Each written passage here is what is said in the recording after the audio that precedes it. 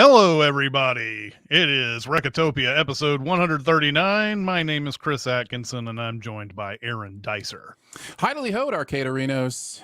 That's right. That's right. Today's big recommend is The King of Kong, A Fistful of Quarters, the documentary from 2007. I would like to welcome Chat to out here to watch us talk about movies on a Tuesday, not an ordinary Tuesday, election day in the United States Tuesday. Did you guys know about that? Did you know that was going on? Have you heard That was about this thing called the election? It's kind of insane. Anyway, so yeah, thank you for joining us today. And Aaron, do you have any small recommends? Why, of course I do. It's part of the job. I have a couple of movies I've been watching as I head into what I call every year the movie apocalypse, because I generally have about 100 movies that I try to watch over the course of November and the first week of December before my ballot is due for Critics' Choice. And I see some good ones. And one of the good ones I saw is a movie called I'm Still Here. Now, this is not the I'm Still Here that you may remember from a few years ago with Joaquin Phoenix. This is a movie about political unrest and the toll it can take on a family. It is, I'm trying to remember I think it's Brazil. Yeah, it's Brazil. This is happening in Brazil in the 70s and 80s. And this family is torn apart by political division where they are seen as political rivals. I don't want to spoil too much of the story, although it is based on a true story, so you can find all this out historically, what happened with this family. But it really centers around the mom of the family and the perseverance that she shows in going through all of this. So I'm Still Here is definitely recommend from me. I really, really think... we mentioned election day, we mentioned the time we are in our world or whatever. It's important to continue to look to the past for how political divisiveness creates trauma in our world and where it can go to, and to never think that we're above it. Never think that the country you live in or the culture you live in is not susceptible to that in some way, because power breeds it. And so, this is very recent past in Brazil where this was happening. So worth a watch. I'm Still Here. I can't wait to see this in February when I'm trying to catch up with everything Right. later, because your movie apocalypse is now. Mine is in February before we do the best of the year podcast and everything. And God, those weeks of watching movies, you'll sit there on a day watching 5 movies sometimes. And if you ever wonder why, a lot of times it's like, hey, Chris, what did you think about this movie? I'm like, nah, I never saw it. And then someone says, oh, I heard you talking about it. That's the reason why, is because you watched something in the middle of like 5 different movies. And then you got to remember the titles, which, these titles, I'm Still Here. When you put this on the email, I was like, what, the Joaquin Phoenix thing? That didn't come out this year. It was like 2010, right? And then I was like, oh, it's another I'm Still Here. Okay, all right. But yeah, I'm you're what you're going through now, I will go through in 3 months. Yep, absolutely. I have seen a couple of movies in theaters that I enjoyed. The one I saw over the weekend was We Live in Time. The Florence Pugh, Andrew Garfield movie. Now, the story here is nothing new.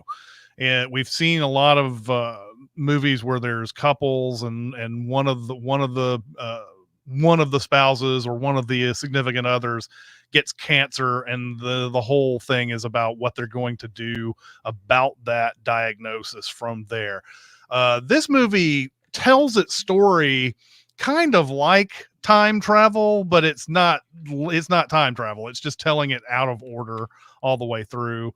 We see them together at the beginning. We see them before they're together. We see them as they're dating, and it just keeps going back and forth and back and forth. We know about this diagnosis pretty early on, so it's really just sort of like just telling their story, like as if someone is remembering, oh yeah, here's the story we want to tell you about this part of their lives, and like, let's flash forward now to this and all that. So So the story itself, we've seen before. We've seen this kind of the structure, but I will recommend this movie based on two of my favorite actors going today.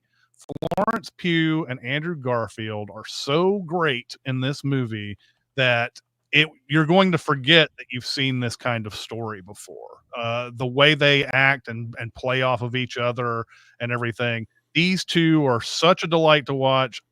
It's almost like someone went through my own personal mental casting Rolodex to find a couple for a movie, and this is that for me, Andrew Garfield and Florence Pugh.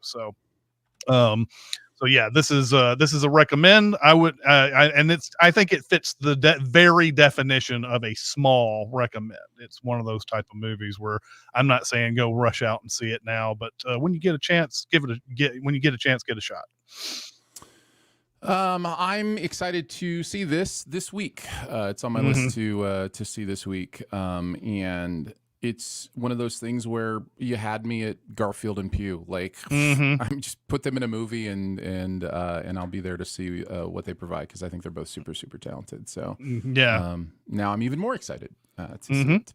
Yep. My second small recommend is a documentary on Netflix. So you can see this now. It is called Daughters. And Daughters is a documentary about a program that's been going on in the prison system that provides for inmates to be able to see their daughters in a one-on-one daddy-daughter dance type situation. I think they call it Date with Dad kind of thing. This is a heartstring tugger. This is one of those movies that you're going to watch, and if you have any sense of humanity in you, you're going to feel real empathy for these human beings who...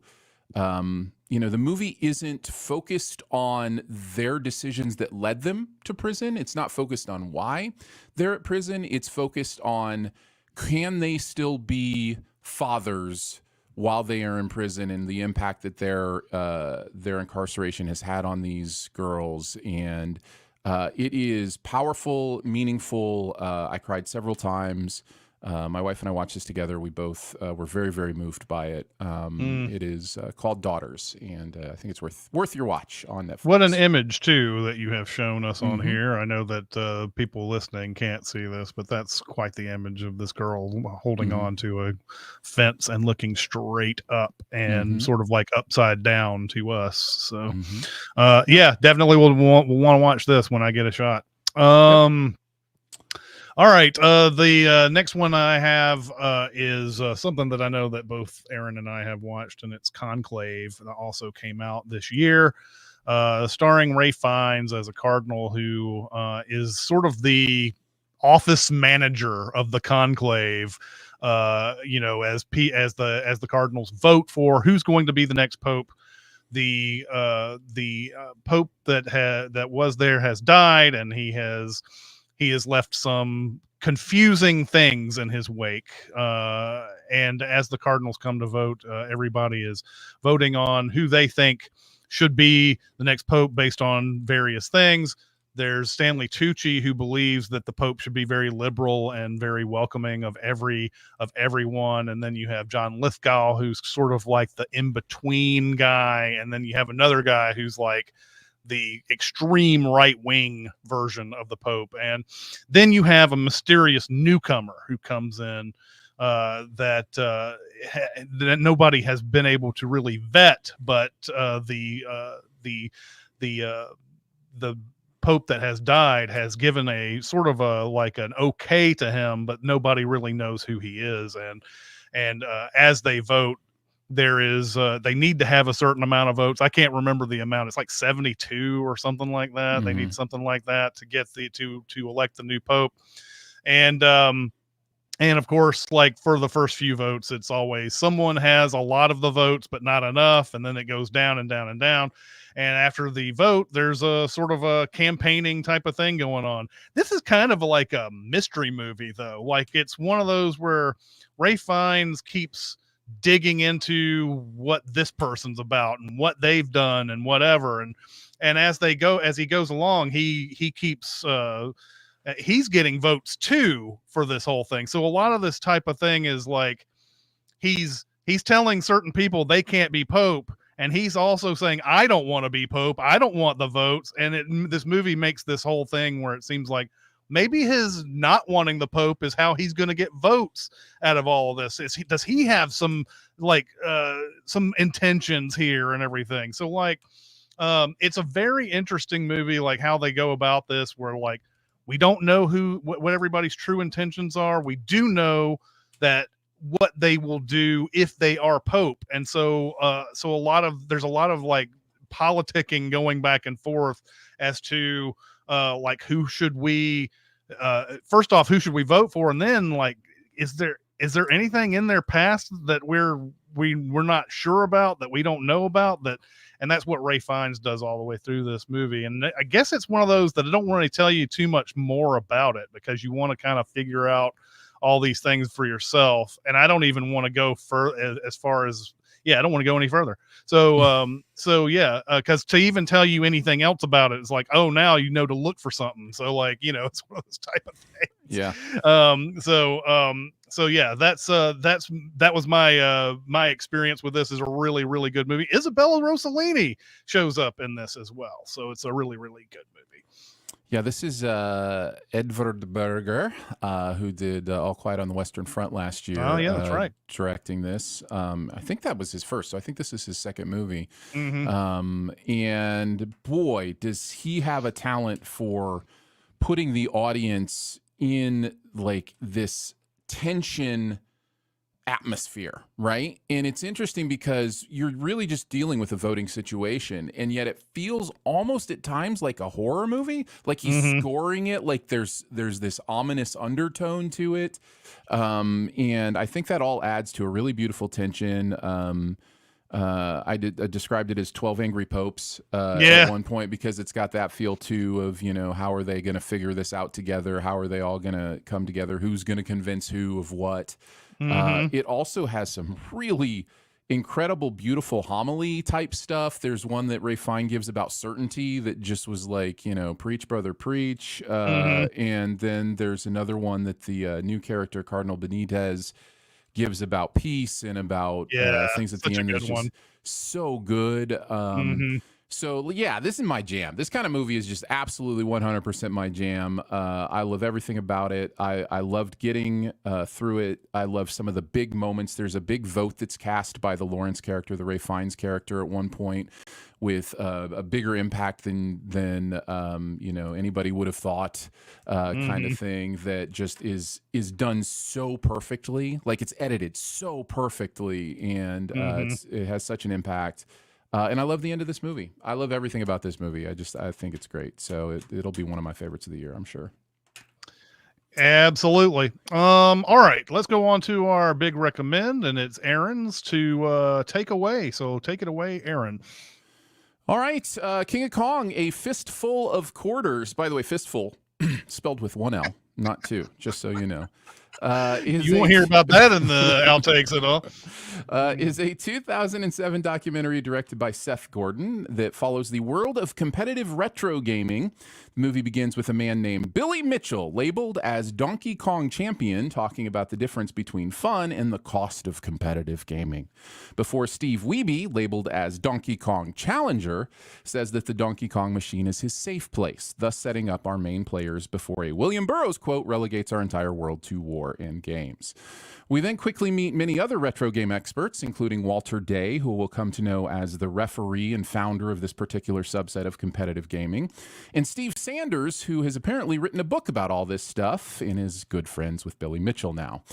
They, with other voices, set up that retro competitive gaming really came down to the 5 classic games, and it all started with a 1982 Life magazine photo shoot where Billy Mitchell challenged Liar Liar Mario's Pants on Fire Steve Sanders to a Donkey Kong match and hammered him over the head by beating his bogus score by almost triple. And this set the new Donkey Kong world record at 874,300 points. It was then that the legend began, and we hear from others that Billy Mitchell is that guy, the perfect man to be the face of gaming, from his patriotic ties to his hot sauce collection. Then on Independence Day, 1999, Billy Mitchell did not go quietly into the night. No, he did not give up without a fight. He lived on to accomplish a perfect game of Pac-Man. That's right. And everything seems to be coming up Bill House. We then cut to Redmond, Washington, where Steve Wiebe is looking for a way to pass the time, and some light Googling one day gives him the idea to take down Billy Mitchell's Donkey Kong score. Wiebe grew up as a bit of an OCD athletic musician who could never just quite become a champion at anything he did. But the competitiveness lingers on, and now he has a new outlet. Now we pause for some lessons on the plot and story of Donkey Kong, as well as some instructions on the different boards in the game. We're getting a good look at the game here, including the difficulty of the elevator boards, we're told. Next, we see Wiebe's family explaining how he's excelled as a drummer and how that might help him in the game, including his wife expressing her joy at how good he is with his hands. We cut back to Walter Day saying no one will ever beat Billy's record before immediately cutting to Steve's first world record attempt. He's at 600K without losing a man, and then his son pulls a kid's and needs some attention. And Wiebe can't believe the crap he has to put up with, but it all goes in the tape he sends to Twin Galaxies for verification. Cut to a conversation with Walter Day, who you may remember is the referee there, and many others about the importance of having rules before we see Wiebe's tape get reviewed, where he indeed broke Billy's record with a score just north of 1,000,000 points. And Steve is suddenly a local celebrity and is now a science teacher. We also find out that Steve Wiebe took Billy Mitchell's Donkey Kong Jr. record as well, and it was Billy's last world record. And since Billy Mitchell thinks he's Michael Jordan, he took that personally.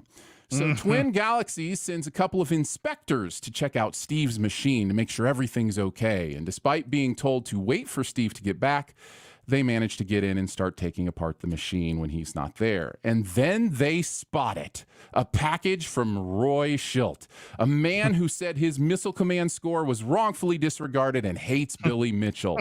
This clearly means that Steve was cheating, according to the whole Twin Galaxies crew, including Billy Mitchell, who is somehow one of the people in charge of determining if the score that beat him was legit. And even if the board was legit, Steve Sanders says it must be disregarded because Roy Schultz rubbed his taint on it or something. But Billy Mitchell then says we should all give him a break because he's like abortion, I guess. Steve was forlorn, but after Roy talked him out of chumpatizing himself, he decides to go give it a shot at a live score at FunSpot, because we've been told time and time again that the live scores are where it's at. FunSpot is known for its amazing players and its lack of DDGs. If you know, you know. So Steve Wiebe is going to pull a Bill O'Reilly because he's doing it live. Steve shows up at FunSpot, and we meet Brian Koo, who is both keeping Billy Mitchell up to date and also hovering over Steve's shoulder to, you know, check on him. We then see Billy Mitchell hand a VHS tape to a woman he's apparently Qbert sponsoring. Wiebe's got a great game going because, according to Brian, the randomness went the opposite way it usually goes. It's my favorite line in the whole movie. So then we learn about a possible kill screen that might be on its way, and Brian ups his intimidation tactics and lets people know that you can come and see the kill screen. But Wiebe still kills it, and Walter Day congratulates him by saying it was the highest score done in public. Interesting wording, but cool. He's got the record, and now they know he's legit. The old score will probably count too, right? Right? Huh. Anyways, it's time to watch Billy's tape that he sent, so they throw a big shindig, and Billy Mitchell scores 1,000,000 on his tape, which will, of course, be verified by having someone going to check his machine, right? No? Steve can't even watch it? It's nobody can watch the tape. Okay, verified in 10 minutes because you said so on the phone. Okay, I see how we're doing here. Anyhow, Wiebe is now rightfully feeling ganged up on, so some sad piano music and Wiebe tears let us know that this meant a lot to him. Cut to 9 months later, and Steve says he's let it go. Walter Day is playing his guitar in the cold, talking about how he's supposed to be an artist and is contemplating letting go of the Twin Galaxies thing. Meanwhile, Guinness calls to say that they trust these crooks over at Twin Galaxies, so now I'm never drinking their beer again. Wiebe finds out that the deadline for Guinness submission is 4/20, and somehow that's not a joke, so the Rocky theme kicks in, and he gets to training. He cuts ties with Roy Schilt and calls Billy to lay down the challenge. See, there's a live competition that's in Billy's hometown, so certainly Billy will be there, right? Day one begins with Sanders passing on Weeby's scores to Billy this time. He's scoring good scores, but not getting close to 1 million. Sanders clarifies the pronunciation of Weeby, not Weeb, for his last name, and everyone is impressed by his persistence. There's a clandestine gathering at Billy's restaurant that Steve crashes, so Billy refuses to show up, and then it happens. Later in day 3, I believe, Billy walks in while Steve is playing. Will the fireworks fly? Will they be cordial to each other? Or will Billy just walk by and respond to Steve's, "Hey, Billy," with, "There are some people I don't want to spend too much time with." Yeah, it's going to be that last thing. The documentary then makes Billy eat his earlier words about live performances by having his significant other admit she's actually never seen him compete head-to-head in her entire life. 3 days in, the fatigue is starting to set in for Weeby, and it all looks to be lost heading into day 4 as he continues to try to break this record, and it comes down to his last start on the final day. He gets to 364,000, we see. He loses a life. 666,000 now, another life down. 714,000, and he loses his final life. It will not happen. The good guy can't always win, but he can be recognized as one of the greats by Walter Day and Steve Sanders, who he has finally won over with his heart. They will now accept his tapes and send an apology for how they treated him, even if they don't know how to pronounce his last name. And that is... Wait, there's more? We're now back in the garage, and that yellow line is climbing, and it's 2006 and 1,049,000 for the new world record. And now it belongs to Steve Weeby. And that is King of Kong, a fistful of quarters. And nothing else has happened in this story since. Chris. Absolutely nothing. What did you think going through this movie again? This has always been a fascinating documentary to me. And of course, it's even more fascinating now that you see all the things that have happened since then. And think about this too. I don't think this takes away from Steve Weeby's accomplishment or anything like that. But just think about all this time he has spent trying to get some recognition for this record. And since then, it has been broken something like, let's say 30 times since then. Right now, like since Steve Weeby broke it, a person named Hank Shin came in and was like the record holder for a few years.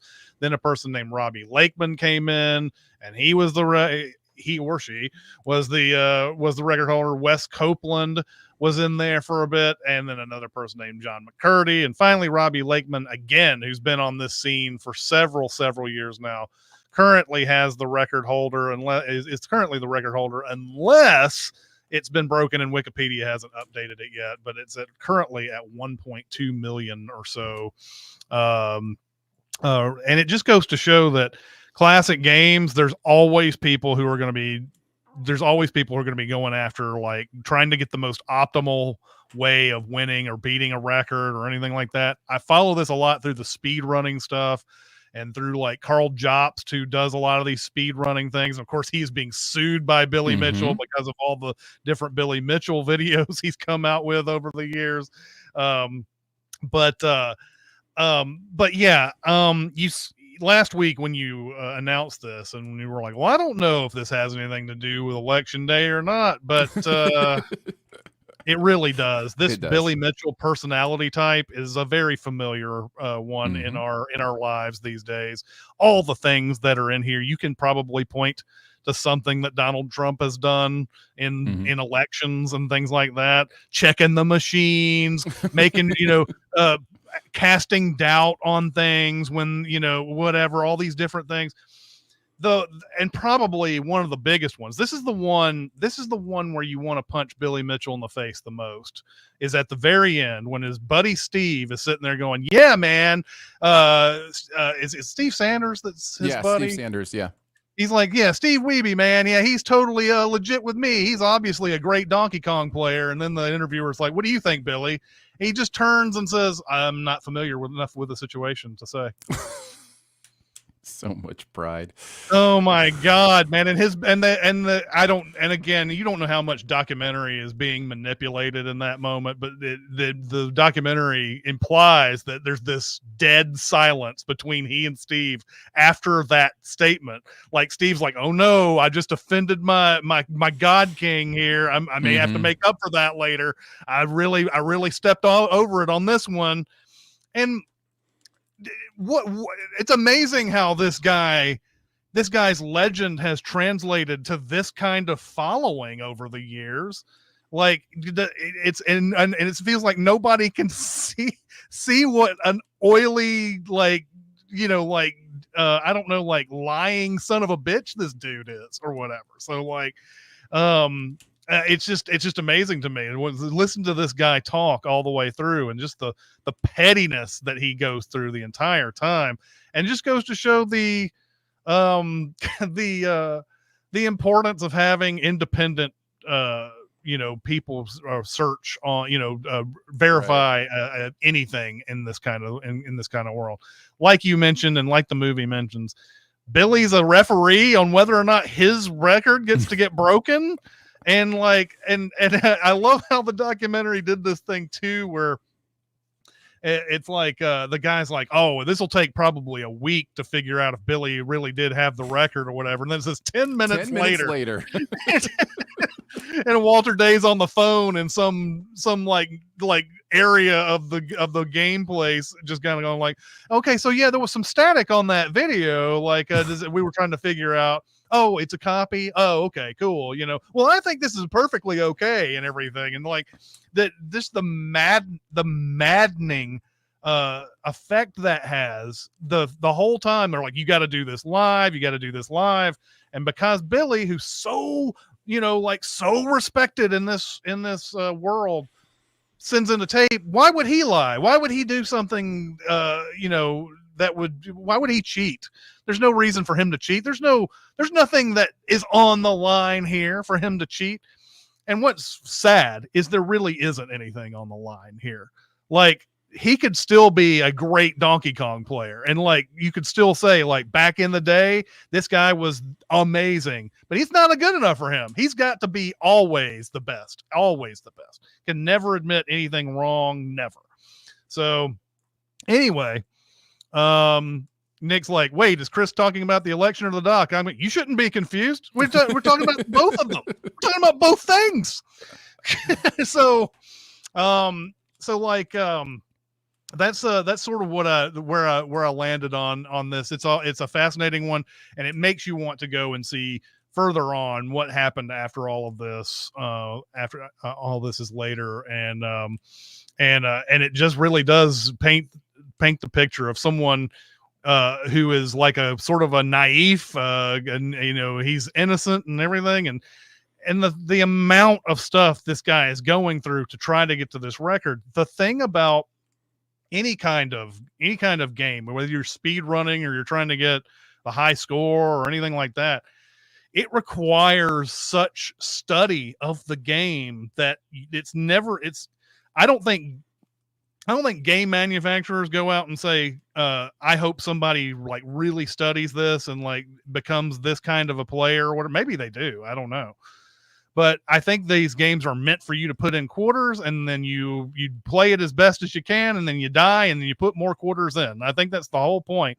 But when you see Steve Wiebe going on here and he's drawing stuff on the glass so that he knows that, well, when this little spring is going through here, it's like, I can't go up the ladder just yet. I have to wait until it goes over this parabola that I've drawn. Mm-hmm. Then I can go up the ladder then. And it's just a lot of just concentration. I imagine your eyes are watering, your hands are just like cramping up and all that when you're doing a game that just this long and everything. But it just goes to show what you have to do to get into these things. Like, I watch some of these speed runs and I'm like, how do you guys have the time to figure this out? Like, this particular thing, like, how did, like you see some speed runs sometimes where you're just like, okay, I see that you did that, but how did you know to do that? How did you get to the point of doing that to get to this point? I it blows my mind every single time. I watch somebody beat Elden Ring in like, I don't know, 3 minutes or something, and I'm like, where, how did you learn this? How did you learn to do this? Anyway, that's another thing that goes into it. There's a lot of time being spent. This guy's a family man. He's got 2 kids. And she told him straight up, his wife told him straight up, like, you got to do this at night. You can't do this any Right. other time because Yeah. you got to help me out with these 2 young kids and everything. So anyway, this movie is really fun to watch, and it's fun to make fun of Billy Mitchell, and it continues to this day.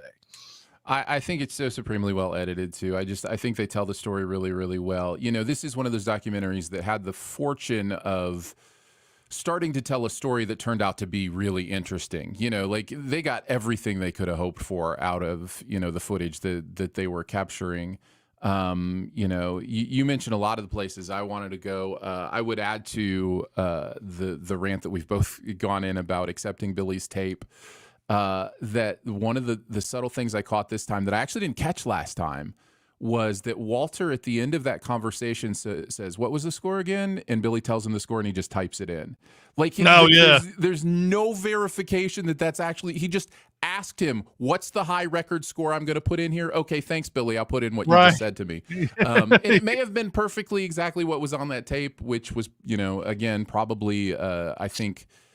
From what I've seen, was probably played on an emulator, which was the problem. You know, and because you can do all sorts of nefarious things on an emulator, although, you know, that doesn't mean nefarious things were done on the emulator. You know, all those caveats, whatever. But it's just such a. Here's what you can't take away from Steve Wiebe, no matter how many times the record changes, all those kind of things. And I don't have all the details on these other, you know, record-breaking spots. I think there are literally 100 people ahead of him now, or 100 score. I should say 100 scores ahead of him, or something like that. Yeah. Have any of those scores been in an arcade with the enemy crowding people around you and people coming by and hovering over your shoulder? And like, you can't take away from Steve Wiebe that he went to FunSpot to prove a point and scored the highest score anybody had ever seen performed live under the pressure. After everybody on the quote unquote other side said, well, it doesn't mean anything if you don't do it live and do it under pressure, he went, okay, I'll go to FunSpot and I'll score the biggest score you've ever seen live in the history of this game. That's like, nobody can take that away, no matter how many people, you know, get a higher score or whatever. That moment in this movie, I think, is the pinnacle of this story. And it's just like, it's... Well, and as the chat, you know, we keep seeing the joke about Donkey Kong kill screen coming up. If you want to see it, that whole thing is there so that he can get all these people to crowd around at the biggest moment. Put all the pressure on. Yeah, exactly. And you know, I do tend to think that if you are in the zone on that game, the number of people crowding around probably doesn't affect it. But the fact is, there are people that is a technique that this guy has used, kind of like calling a timeout when the guy is trying to kick a field goal or something like that, you know? Yeah. You know, that type of thing. But like, I think Steve was so in the zone on this thing, he wasn't going to get distracted by anything on this. And yes, you're right. It is an absolute marvel how he just keeps that focus the entire time. And yeah, I'm never going to take that away from him. It's just funny that we sit here, just think about what you're putting yourself through to get to a certain point, and only to see it get broken 100 more times after that, you know, it's probably not that heartbreaking. I mean, he beat the one guy that nobody thought could ever get beat in all of this, but now you've probably got a bunch of people who are like mega nerds on Donkey Kong, who have like studied the game like more than even Steve Wiebe could, and just like there's more ways you can score points that you didn't realize, you know, and that's the reason why those records fall so quickly. Like, you know, people find all these optimizations that you never thought about before. So well, and it's not accidental that all happened after this movie came out, right? Like there's also like there's the fact that the Donkey Kong scores have gone back and forth, or they have this elevated level of importance in the gaming world because of this movie and because of the story of Billy Mitchell and Steve Wiebe. So it's really interesting to see the impact of this movie.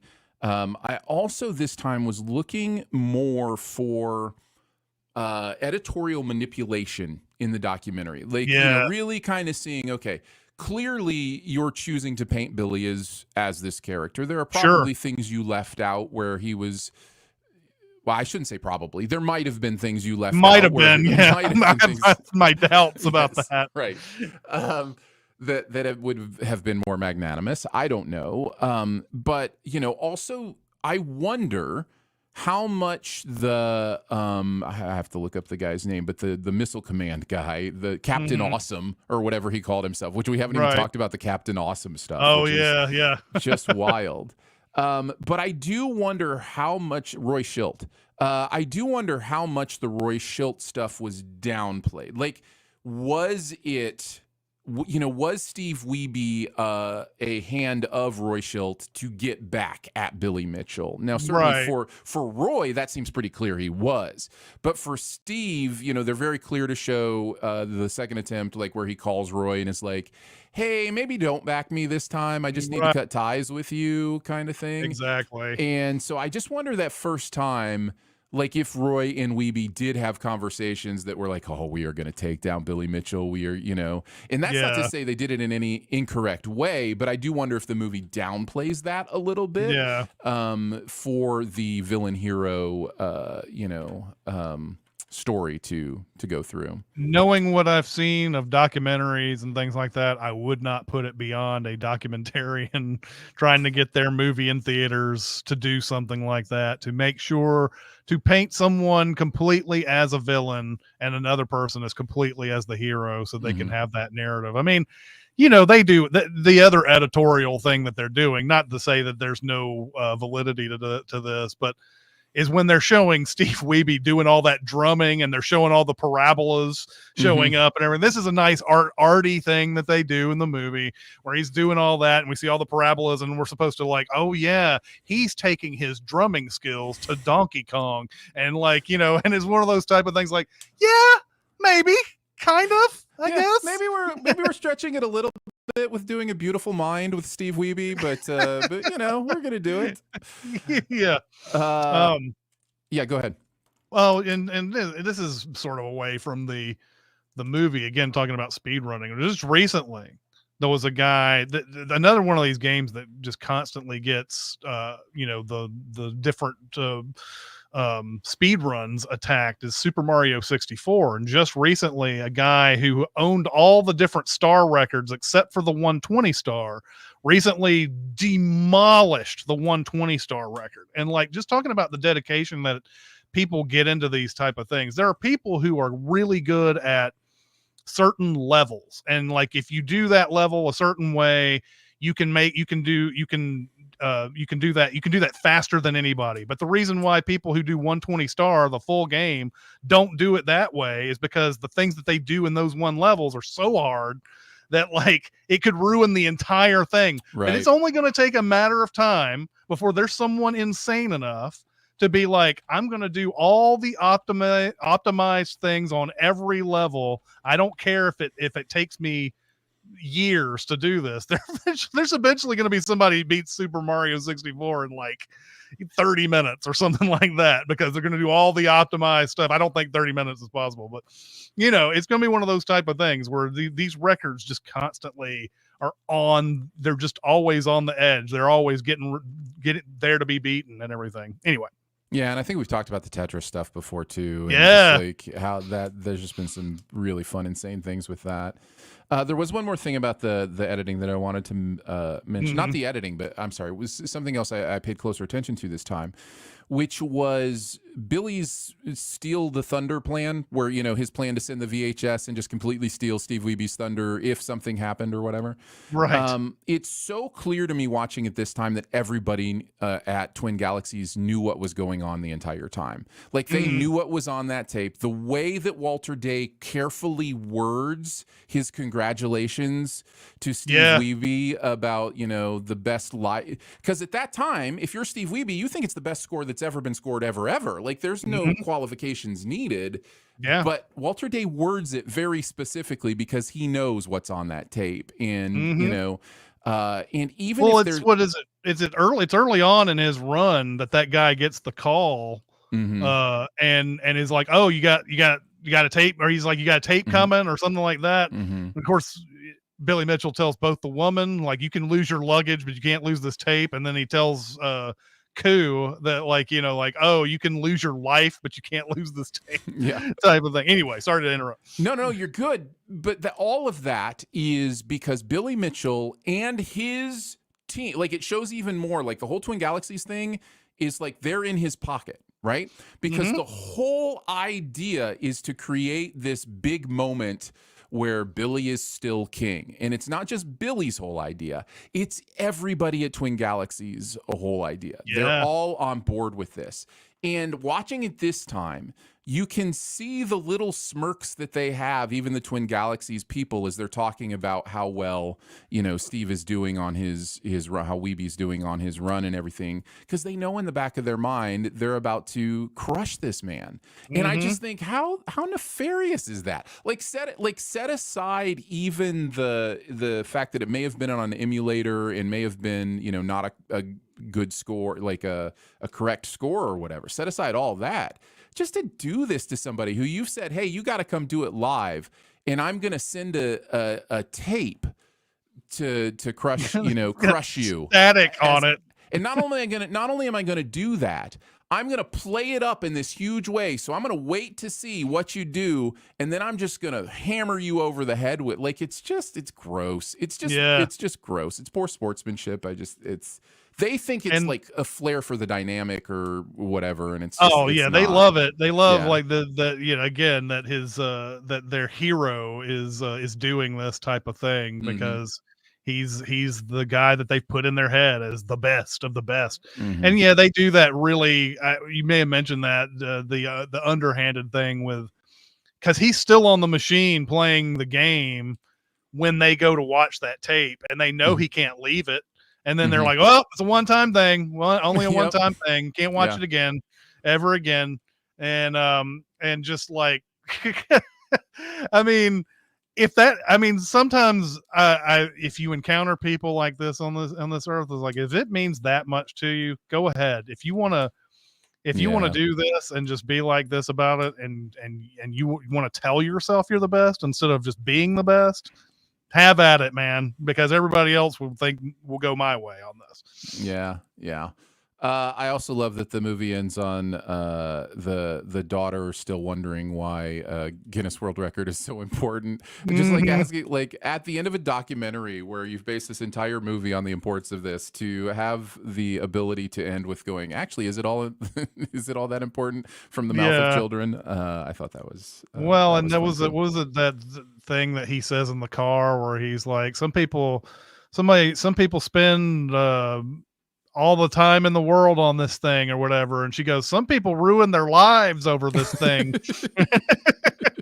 Well, it's strangely also moving, even though it's played for laughs. When the little boy's going, stop playing Donkey Kong, like pleading with his dad. Yeah.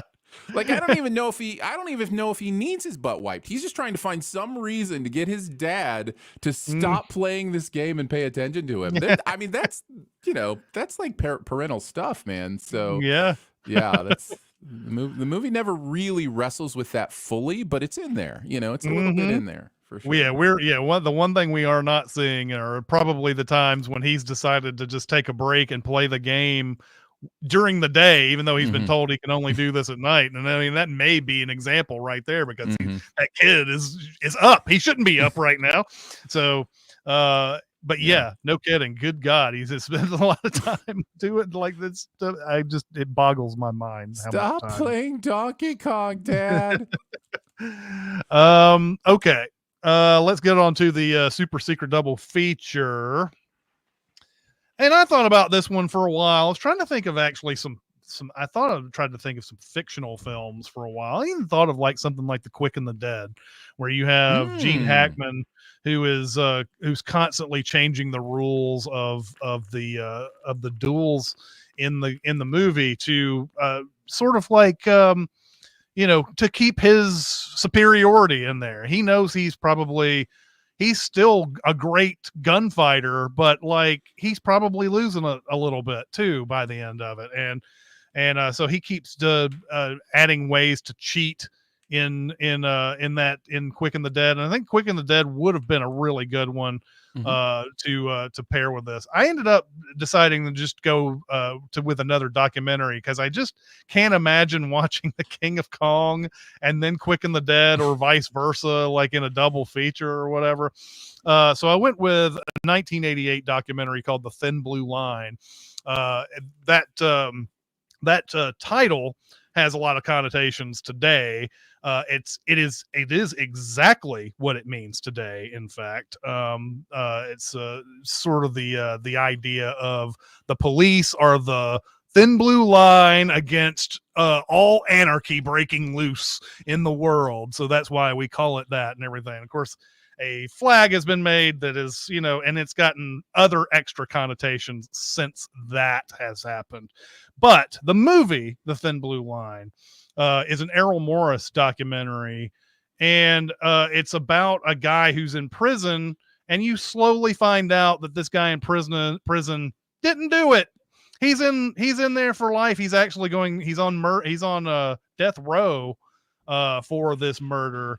And there's another interview with another person who seems to have done it. And so the movie is basically going back and forth about the injustice of what is going on in this thing. And it's sort of lucky that the person who seems to have done it was in jail for another crime at the time, and he was able to get interviewed. And this guy famously admits to the crime to Errol Morris, and this movie changed everything for this guy who was innocent the whole time. And the funny thing is, the guy that's innocent seems to just kind of like take it in stride the entire time and everything. And this was famously made fun of in documentary now. The eye doesn't lie. Fred Armisen playing the innocent person and Bill Hader playing the guilty person, and that's another like recommend on top of this. If you watch The Thin Blue Line, watch the documentary now making fun of this. But I think this would be a good one because it does have the same kind of dynamics in play in this, even though this is a way more serious one. The movie was taken to task for doing reenactments back in the day. You didn't have actual footage of really anything except the interviews, but they did reenactments, and the reason why this movie wasn't nominated for an Oscar was because of that. I believe it was the Oscars that said you can't give us a movie that has reenactments in it as a documentary. So there you go. Nice. I haven't seen this. This is on my list of shame. I really should see this. I'm weak in like older documentaries. I need to check some older documentaries off my list, but this is one of them. And I'm very, very interested, so I'll have to check it out. Yeah, this is a really good one. I think you'll enjoy this tremendously. Yeah. Okay. So for next week, we got a couple of things going on here.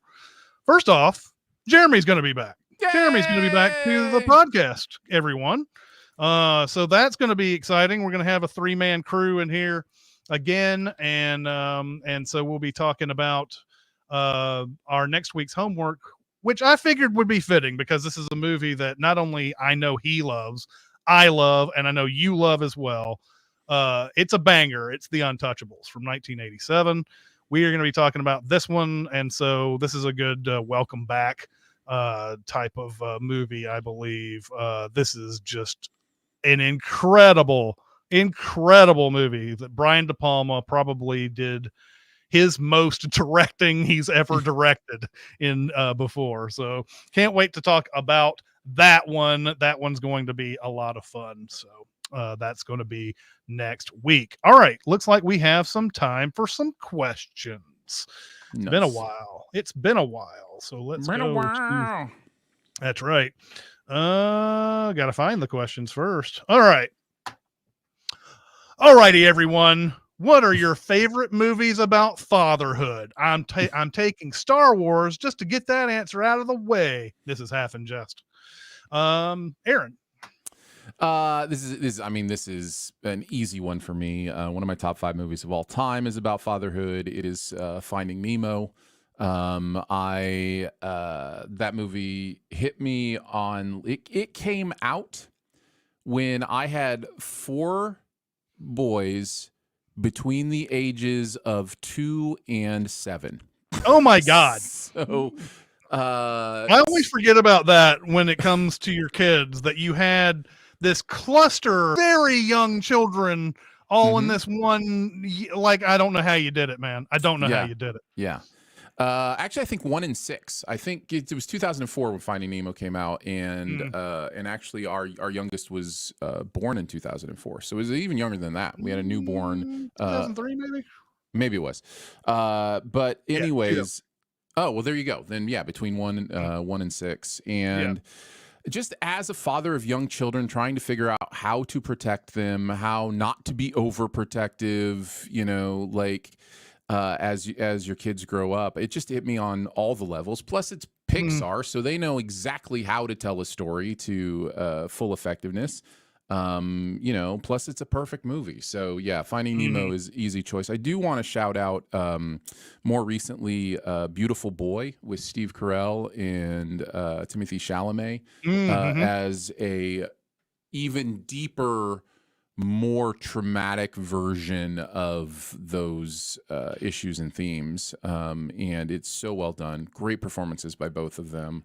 Another great movie about fatherhood. So I still haven't seen that. I meant to when it came out, and it's one of those that kind of slipped by. The one that I have on here is Mr. Holland's Opus. Have you ever seen that? Oh yes. Mr. Holland's Opus. Richard Dreyfuss plays a music teacher who they go through the decades of him teaching music and everything, and he and his wife have a son who's deaf, and so like he kind of is disappointed in the fact that he has a deaf son throughout this whole thing, and he seems to like his students more because they have the appreciation of music and everything like that, and he doesn't feel like his son who can't hear the music can have an appreciation of music all the way through. And it's not until I believe it's John Lennon's death happens in the movie where he says, oh, he doesn't know how important John Lennon was, and then his son tells him, tells him through sign language, what do you mean that I don't know what this means? John Lennon means as much to me as he does you, whatever, all this other type of stuff. And so it's him learning how to be a father all the way through this thing, and eventually he gets to the point where he makes a song called, I believe, Beautiful Boy or whatever by the end of it. And it's such a touching moment because for the whole movie he's frustrated with the fact that his son can't hear the music and everything. And so like the whole movie he's trying to learn how do I relate to my son this entire time, that something that is obviously not his fault and everything. So like I always appreciated that part of Mr. Holland's Opus. So let's do one more here. Have you ever been watching some movie, I think, or a TV show, and a guest actor comes on and just elevates everything? They mention Only Murders in the Building, season 3, Meryl Streep, enough said. That's a great choice. Meryl Streep does elevate that show, and she's great on it. I went with John Hamm in 30 Rock. Every time John Hamm showed up on 30 Rock, the show just went to another level. He was perfect for that part and in that show. So I miss 30 Rock sometimes. That was just so sharp. That show was a great show. Sharp. Yeah, absolutely. But that's my choice. You know what? The Bear is already good, but the 2 times I've seen Jamie Lee Curtis on The Bear, I feel like it's been elevated to a different level each time. Like It's like, wow, this show is so good. How could it possibly get better? Oh, I know. Just insert a drunk Jamie Lee Curtis. That's how you do it. And in both episodes, one, which is like a manic, anxiety inducing Thanksgiving dinner thing that happens in the second season. That is a great one. And then the one where she visits her daughter in the hospital while she's giving birth to her grandchild. That's another great one. So I feel like the Jamie Lee Curtis, there's probably a million answers for this, by the way, but this is a sort of a recency bias on my part. But Jamie Lee Curtis definitely makes the Bear better when she's on it. There's a million answers just from the Bear. Yeah, exactly. So many people show up in that. That's the absolute truth. Let's see. Going through the chat. Let's see. What do we have here?